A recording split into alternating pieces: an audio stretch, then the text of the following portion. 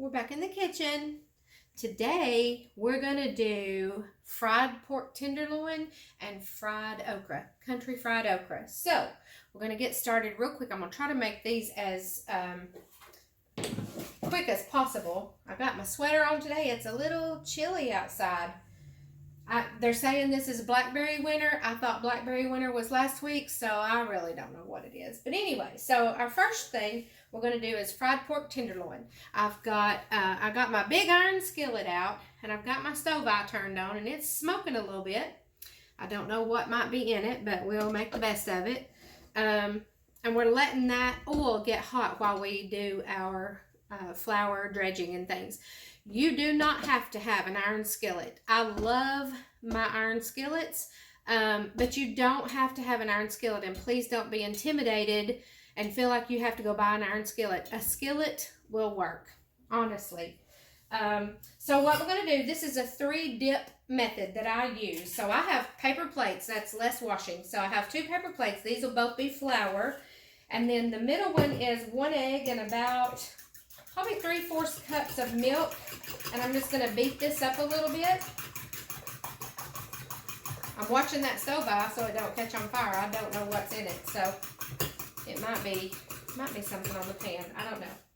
So what we'll do is we'll dip out enough flour. So I'm going to put maybe, this is a 1/4 cup measure, so I'm going to put about a 1/2 cup on each plate. And again, this is just to move the flour. I don't usually pay attention to how much it is. We're going to add salt and pepper to all 3 containers. Now, I have done this before, and I've added garlic powder and onion powder and any number of things, but most of the time it's just really simple. So just kind of mix that up in each one. Now, today what I'm going to do is I'm frying just a real thin pork tenderloin. So they're going to cook pretty fast. I'm looking to see what might be smoking. It's going to keep smoking. Okay, so these are real thin. These are probably about 1/4 inch or so. Some people call these breakfast tenderloins. They're just pork tenderloin to me. So what we're going to do is we're going to roll it. We're going to dredge it in this flour here. Then we're going to dip it in the egg wash. And then in the flour again. This is a triple dip. So I'm going to do those. And then I usually, while I'm waiting on that oil to get hot, just kind of lay those up against the side of the plate. So I can put them all in at the same time. That way they will pretty much all get done at the same time. I love pork tenderloin. Now sometimes I buy it thicker, and I wind up browning it in the skillet like we're going to do here, and then moving it to the oven to finish.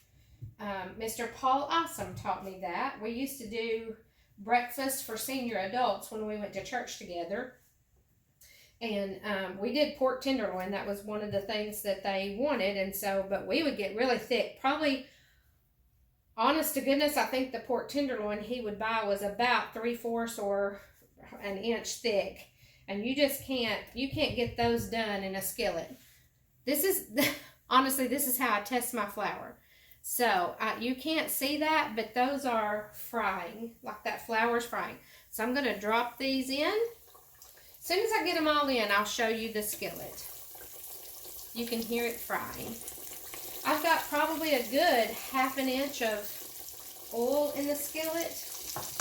Oil, I think that's how Pauline says it. It's just oil. Vegetable oil is what I use. Now, if you've got Crisco, you can do that.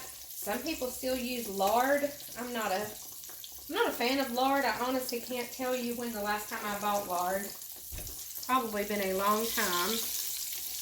I'm not sure all 5 of these are going to fit without crowding my pan. So I'm going to go ahead and get this one done. So what I do on the end, because a lot of times you wind up with more flour still in one than the other. So I'll do it first in this one. It's still about the same. It's just a matter of keeping your mind in that 3 process So I dumped that reserve flour into this one, and then we're going to dip it again. Then I'm going to wash my hands and get this off of it. Some people use tongs to do this part of it. I just put my hands in there. So let me wash those and get that off, and I'll show you how that's frying up. I love, love, love. I love fried foods. Love it. Put that egg wash in the sink. That'll go in the garbage later.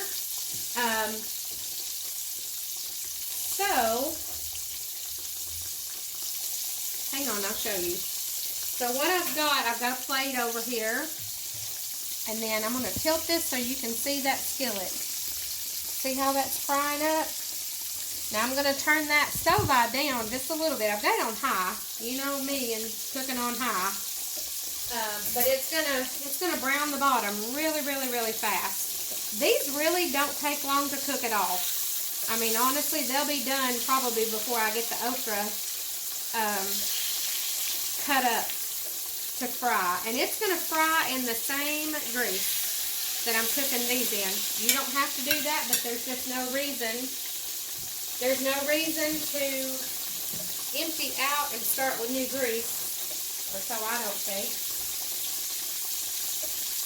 So we'll set all that back. So I'm just going to clean this up just a little bit so I can show you how we're going to cut our okra. Now, I'm going to do fresh okra today many times. I have done frozen okra, and what I do is I buy just cut frozen okra, and then put that in I'll put that in a strainer and run hot water over it to thaw it up really quick, and then just let it drain really well. And then I just batter it up just like I would fresh okra. And honest to goodness, most of the time you cannot tell the difference. I just wedged that other piece of pork in there. I don't know if it'll... You have to be really careful if you want it to fry right, not to crowd your pan. That's the biggest thing. Now, pork cooks really quick, and pork is, the more done it gets, the more pink it gets. So don't be tricked into thinking that it's not done. So what I've got here, I'm getting my okra ready. I have a bowl of water, and I put my okra pods down in it. These are just pods of okra. And so I'm going to cut, I've just got the pack that they came in. I'm going to cut each end off, each end. And then we're just going to cut this in little slices. My granny was the fastest okra cutter ever. She whizzed through it like it was nobody's business. These are probably, I like to cut these probably a 1/4 inch thick, maybe between a 1/4 and a 1/2 inch thick. Flying all over the kitchen. So when you get these cut, okra is so easy to do. And again, I'm going to do it in this iron skillet. It doesn't matter. Some people will tell you you can only do okra in an iron skillet. No, it is. You can do it in any skillet you want to do it in. My Paula Deen skillets, or my Pioneer Woman skillet, or a Dollar General skillet. It doesn't matter. Whatever you want to do to fry your okra. Okra is really simple, and it is a childhood favorite of many people, and they're afraid to try. Don't be afraid to try. It's really not difficult, as you'll see. Probably, honestly, about the time that pork gets done, this okra is going to be ready to go in. So just cook, cook, cook. Cut, cut, cut. We're going to have pork tenderloin, fried okra, some of those rolls I made last night, and I might boil up a couple of potatoes to go with it. I don't know. Listen, I could eat just okra. Okra to me is a country girl candy. There's nothing I love more than having a baggie of leftover fried okra in the fridge. And I'll take it straight out and eat it like candy. I'll eat that. Honestly, I think as much as I love chocolate, I would probably pick leftover okra over chocolate. I love a mashed potato and okra sandwich. like on light bread. That's white sliced bread, called light bread my entire life. Just a piece of light bread and a little bit of mashed potatoes and okra. Yeah, that's kind of crazy. I hope everybody had a good day today. It's been a rainy day here in Cleveland, Tennessee. It sure doesn't feel like mid-May, except that it is blackberry winter, and it's full-on cold. And it's going to get colder tonight, I think. It's supposed to be down to 30-something. Anyway, you didn't ask for a weather forecast.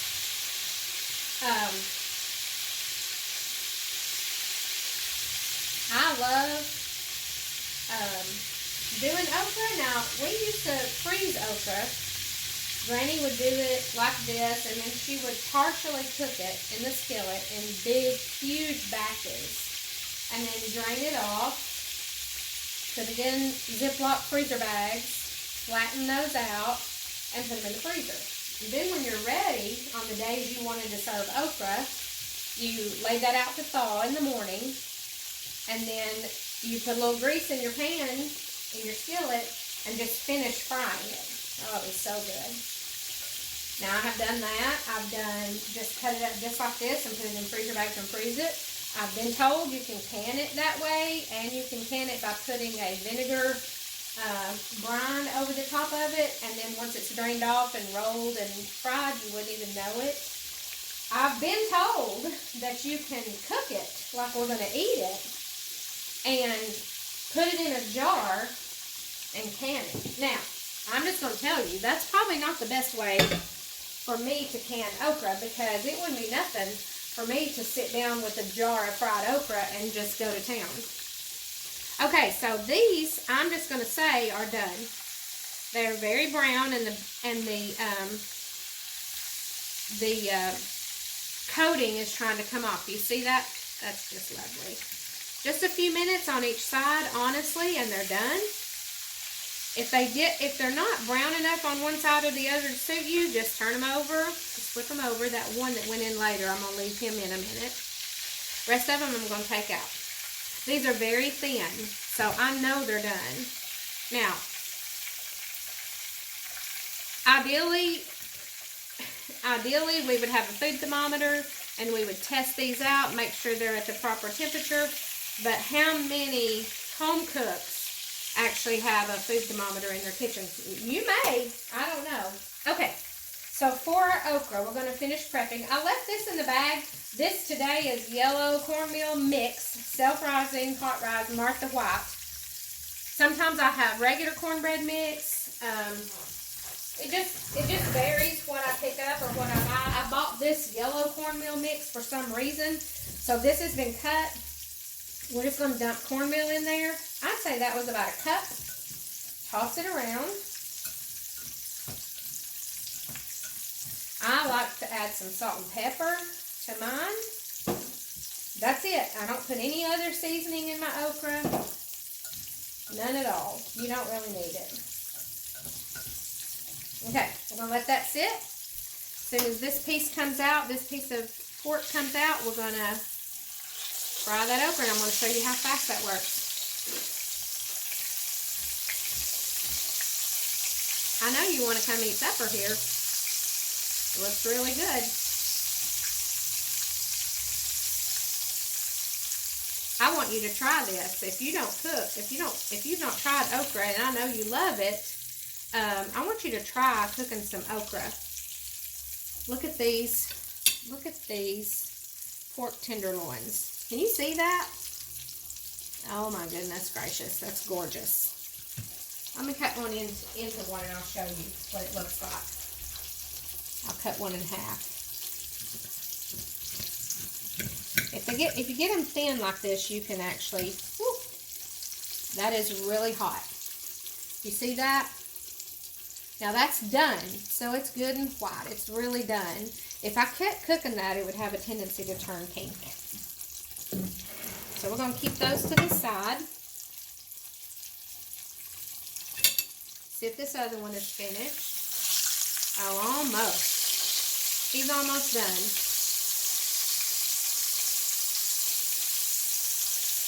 He is almost done.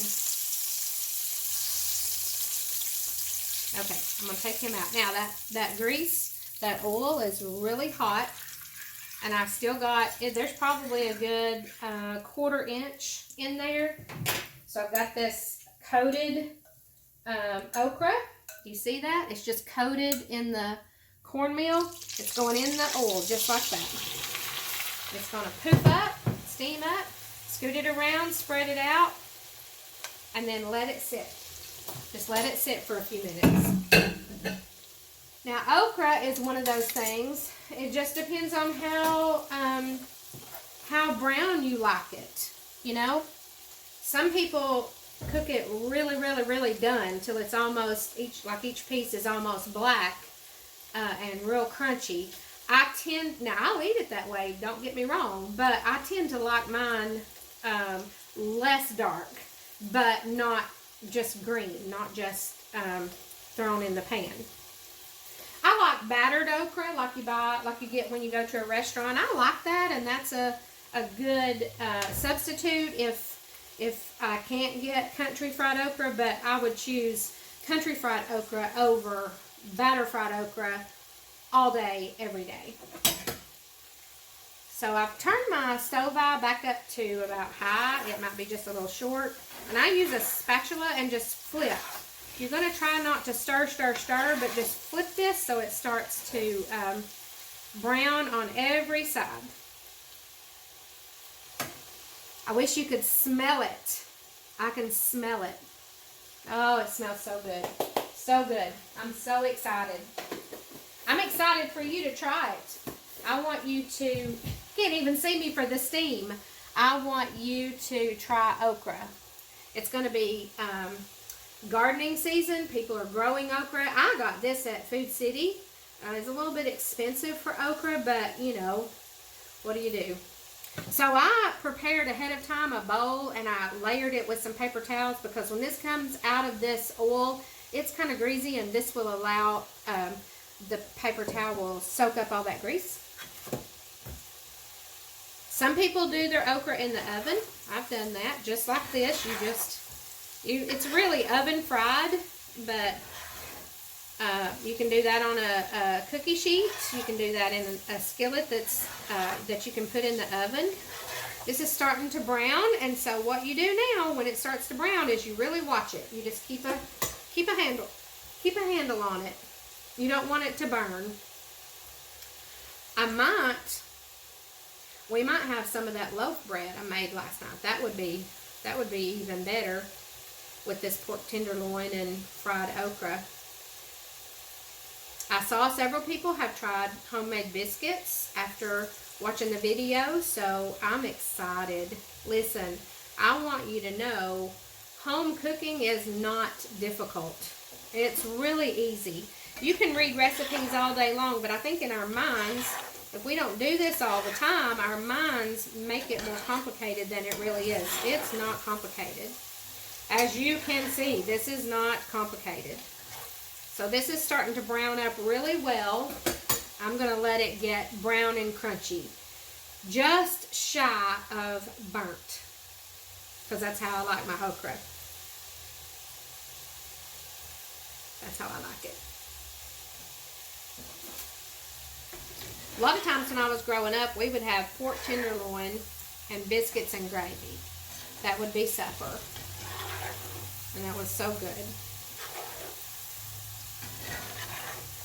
We always had bread. Always. We always had bread when I was growing up. My daddy still has to have bread with his meals, with his lunch and supper. Now lunch, I mean, is a sandwich or something, but with supper, with a cooked meal, he has to have bread or crackers. If he's got a salad, he can do crackers, but he expects some sort of bread.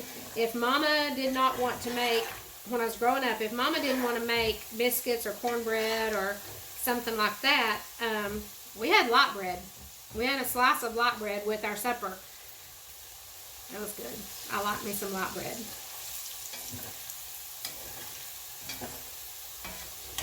Okay, she's starting to brown up nicely. Can you smell it? I feel like you can. I'm trying to figure out how to make these videos and not make them so long, but I don't have a production crew here, and I don't have the magic of television where I can, I mean, just stop and start, but I want you to see the process, and I want you to see how easy it is, how quick you can do these items, really quick.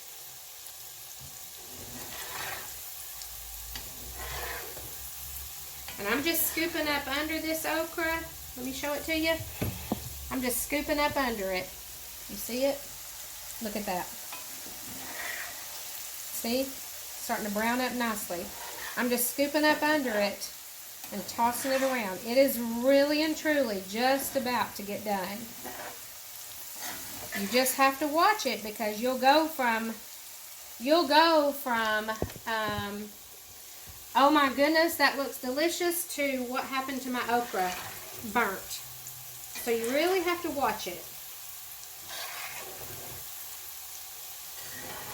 It'd have to be really, really burnt for me to not enjoy it. I like some fried okra. Give it just another minute sitting in that hot grease and we'll take it out.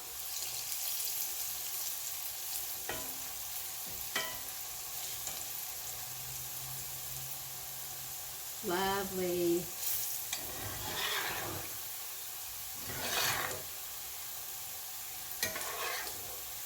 You can chop it like some people do. Some people chop and break it all up, but I like to keep it as in whole pieces as possible. Okay, so I'm going to turn my stove off, and I'm going to start dipping this up. Drain off as much grease as I can while I dip it. You can see how that goes. Just dip it out into this this bowl with the paper towels. See how lovely that is? That's it. That's all there is to frying okra. You saw it. Just a few minutes. It does not take long. And we're done. We have a whole bowl of country fried okra ready to eat with our pork tenderloin and my homemade bread. And it wouldn't matter. If I didn't have homemade bread, I'd get a piece of light bread. That'd be lovely. All right. I hope you'll try it. And I hope you'll let me know how it goes. Surprise your family. Get some okra. Try it. Make some biscuits maybe. Whatever you want to do. Let's scoop that off. Look at there. Can you see that?